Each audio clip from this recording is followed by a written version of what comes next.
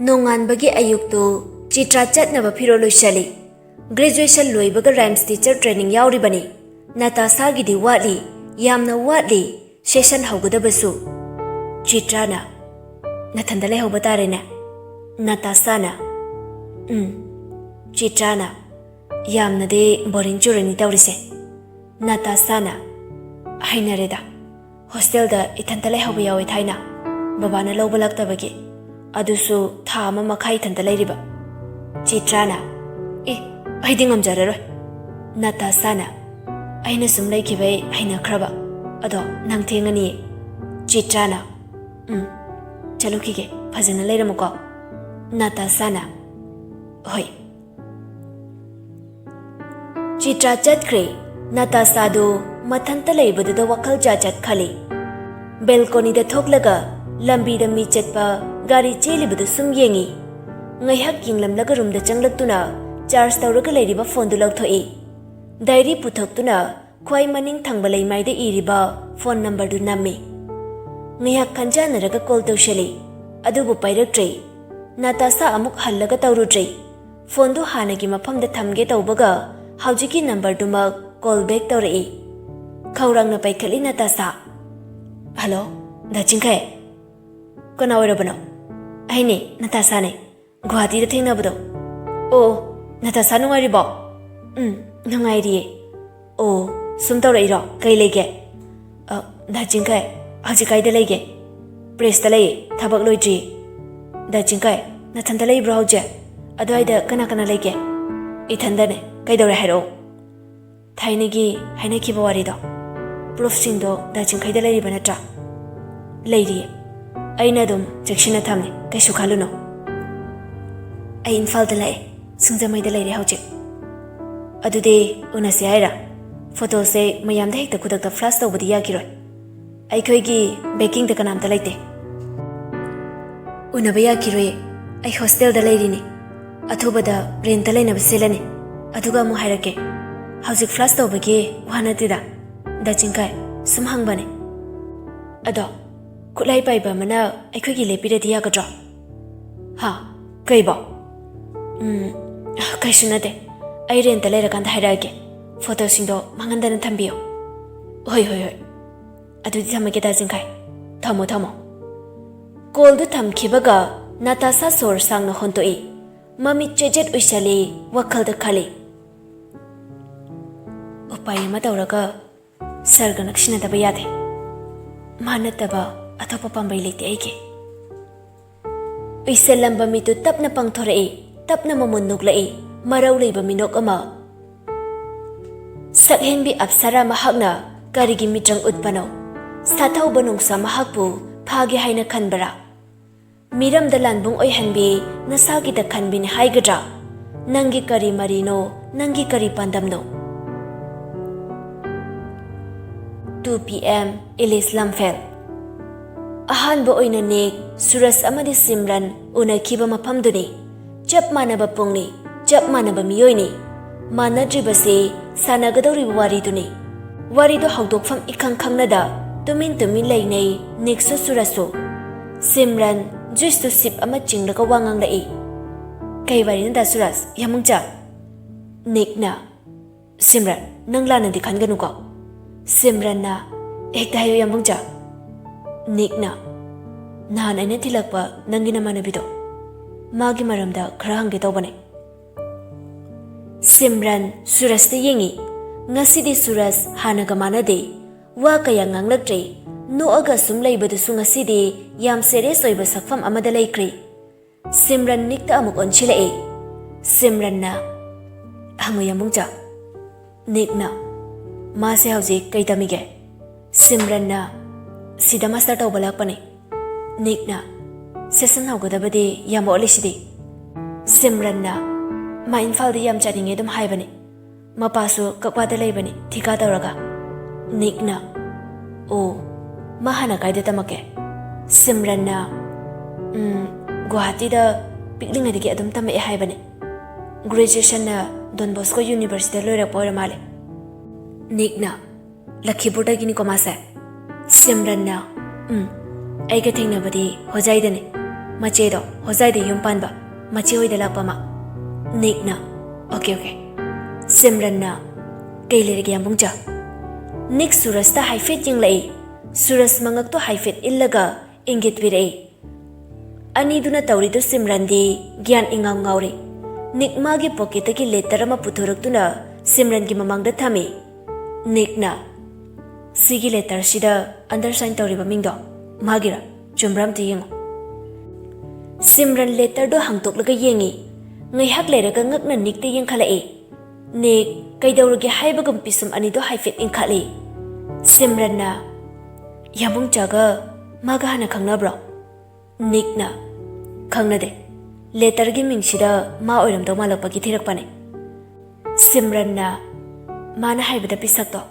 Magi mamaga yamlu na dinar me hai. Magi mama sa. Infal da gini so hai. Nick na.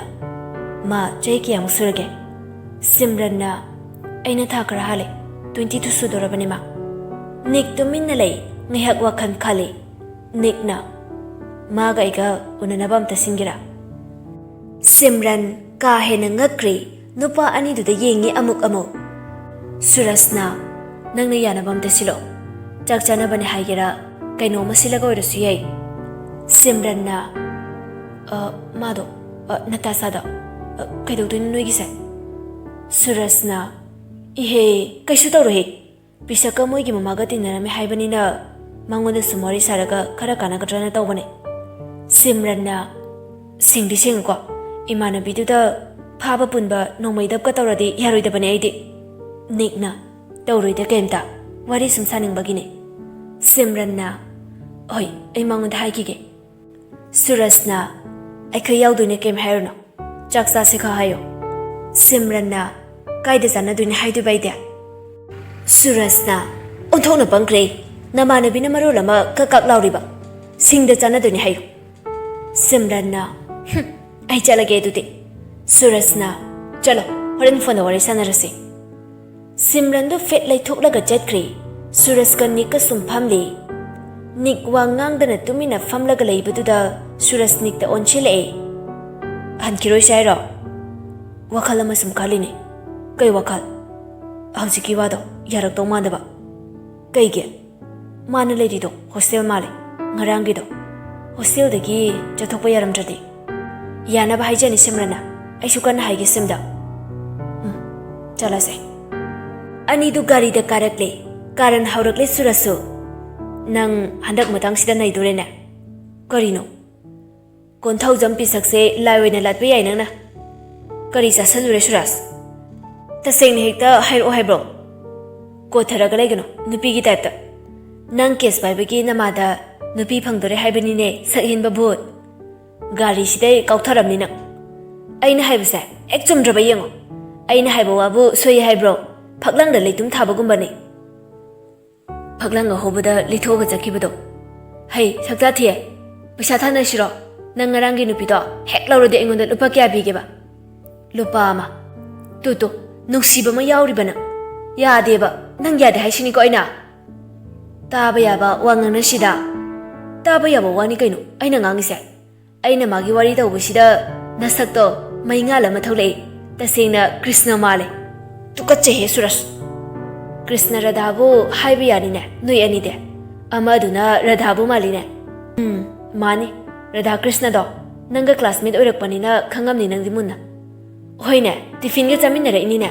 Kori no khongdi. Mara yetna duna office yaure ani do. Magi mathau tong na kre.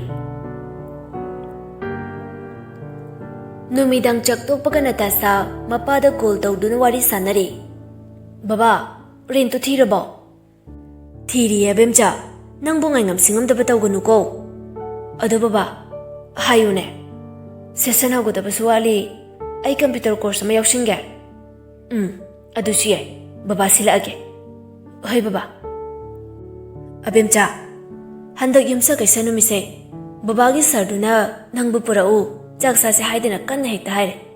Baba su yaroy ngamare haibado. Ngamdabani na hoy haidokre. Yumsa kay sanu mise. Baba law balake. Pung tare swaida lushila kalere muko. Hoy baba. Pare. Adude baba thamage. Nang na haning bagi ke leriba. Yare, hayang amu hairage, rain to kauni ko baba. Hoine, thiri bani ne. Baba, good night. Good night, chatumbi. Balcony da lebla ko wari sanaram bani. Ngarang niklak pa matam duni. Ngasi su makhada lak pra yung lui Natasha. Ngasi di laklam jay. Gari su kam jay ngasi di. Matantang ngihak mang duna lay. Wakal mapang ni kaliba. Ama dagi ama. Kanghaw da na gyal lak pagum. Makok to fat haira duna machinda murum soli. Kan bayate. Kaino. Ay na malak pra na yung usina. Kaigino. Pakang aribatugi wakal se. Ay ki koksi dala isiba. Masi koksi thugay ni. Mathanta makok to kupang na thajin jay. Angaw bini tawriba mawong do. Room da changi tawbaga. Phone do ring lai. Yeng lubada Simran ga oirami. Natasha haraw na paikhali. Hello, Sim. Natasha, chak charabo. Chare, nangdi charabo. Chare, ay dito magina hipe. Ado, wama hay gitaw bane. Hayo, kaiwana. Picnic chalu say, nangyado na drop. Kaya dun picnic dia. Singda dam kambra. Tabudi tare. Adu da chalu say, yang pajaba mapam ni. Karam kanda no. Handak Wednesday sangga drop. As, handak Wednesday di babana mana lady du da chaksa say hay. Hay ma. Adu di nang sangga da banumit ama hayro. Sang bagi di adum sang ni. Ay haujik free da lady. Ado. Hostel ni na kem chat kiya di. As, kamay daw niya. Kara lera kaway na chalasi. Tuwi na chalati wanga ka ni. Hoy. Ado, noy baba na lady do. Kagwada ni hayday na. Kaya Tika piba nupa do binoy ka ubraba. Aw, ado may hay kigum daw bune. Maming do, nang kamay kangino. Kagwada tika chaw na daw ba hayradi binoy. Maming adum chat pa ni. Ado'y kang manida. Ado, nang chak chaba chatoy da karadi chikshilu hey. Kaigino hay sabaw.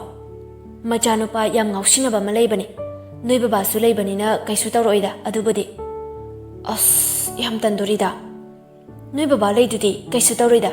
Adu'y nupa da thay na ingon da yam tanaram bani. Yam na suka na ki. Nupi yangang da meeting ama taw bani ay di hay na de. Chatta ba na padu chala iba. Baba lay dubu kay su tawro ida. Chatra di baba na mukno ngay roy. Sum nang siksilo hay bani da. Hoy. Adudi ay thamage ko. Good night. Natasha ka da changlakli. Natasha do Simran da message ama thai. Sim. Picnic tu kana chatoy no. Ibani kaktoro. Message tu ikoy na fat reply tawrai. Da suras ka chatpayay. Nang tanro mayaw ba. Natasha mapanda amuk thaulai. Yam thuna mapada call tawi. Anirak suba tawbada paikhalai. Kaidore bemcha. Baba, Wednesday numito ay chak charaga nga tahan kibaya gadra. Kayam ngan bano ne, baba na tindoy ni ne. Baba, sim na Wednesday da picnic chase haye. Reject taw budo ngamdre. Ihe, on thok pani. Hoy. Saroy ga sakhang nagi haibagi asuk sin bani da. Baba yana baloy na tawrage.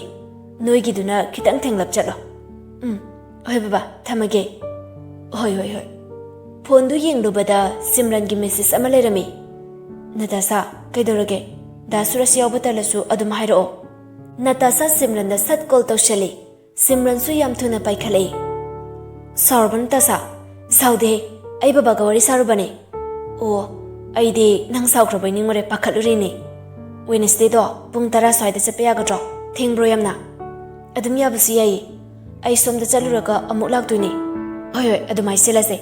Nang adum leramo, ay koy lawbalaki. Numitu da amuk hainarase. Hoy, nang yarak pasa yam harawi bo. Natasha no e. Suras yaw ni haibadu da niki wakal amuk laksila ing hayaktu da. Hangning bani masu yaw gadra haibadu. Adubo hangdre tumin na layreki kallamali. Phone du da onchi laga tap na haire e. Adude ay su tamage. Thengi, nang su tumuko. Thamo. Call du thamkri. Hangning badu hangaudre. Mimang da kari su khanda basakri. Pukning na di warauri. Anam kan bichin balda. Kari gi hangdri bahaina. Pukning da di hanjin ningjari. Masu yaurak la di fani. Karigino mabu uning liba. ꯑꯄꯥꯝꯕ ꯅꯠꯇꯦ, ꯅꯨꯡꯁꯤꯕ ꯅꯠꯇꯦ, ꯀꯜꯂꯛꯄꯁꯨ ꯅꯠꯇꯦ, ꯂꯪꯂꯥ ꯑꯃ ꯁꯝꯅꯕ ꯎꯄꯥꯏ ꯊꯤꯔꯛꯄꯅꯤ꯫ ꯅꯪꯒ ꯎꯅꯕ ꯃꯤꯀꯨꯞ ꯌꯦꯡꯕꯅꯤ, ꯈꯨꯠꯁꯦ ꯊꯦꯛꯅ ꯄꯥꯕ ꯌꯥꯔꯤ, ꯅꯪꯒꯤ ꯃꯤꯅꯣꯛ ꯃꯁꯤꯡ ꯊꯤꯕꯅꯤ, ꯈꯨꯠꯁꯥ ꯃꯁꯤꯡ ꯂꯦꯝꯗꯨꯅ ꯂꯩꯔꯤ꯫ ꯑꯩꯒꯤ ꯑꯅꯝ ꯀꯟꯕ ꯃꯑꯣꯡ, ꯅꯪꯒꯤ ꯃꯔꯧ ꯂꯩꯕ ꯃꯤꯠꯌꯦꯡ, ꯂꯥꯟꯊꯦꯡꯅꯔꯦ, ꯂꯥꯟ ꯁꯣꯛꯅꯔꯦ, ꯑꯩꯅ ꯀꯅꯥꯒꯤꯗ, ꯅꯪꯅ ꯀꯅꯥꯒꯤꯗ꯫